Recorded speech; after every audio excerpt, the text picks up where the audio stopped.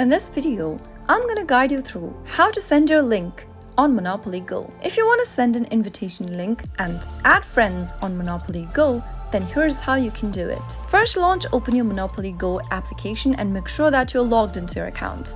As you can see that I'm already logged into my account and I'm in my main game page. Now from this main home page, go ahead and locate the Friends tab, which should be located at the bottom right hand corner.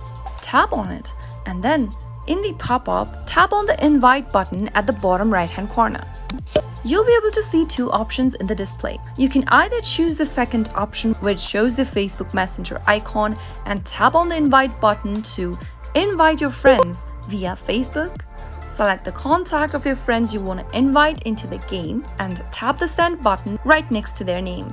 Now another thing you can do is to tap on the orange invite button at the top, and then you can now tap the copy button to copy or invite a link. You can then send this invite link to your friends or other members you want to ask to join into the game, or simply choose one of the applications over here and send in the invitation to your friends. Now that is how you can easily send your link on Monopoly Go.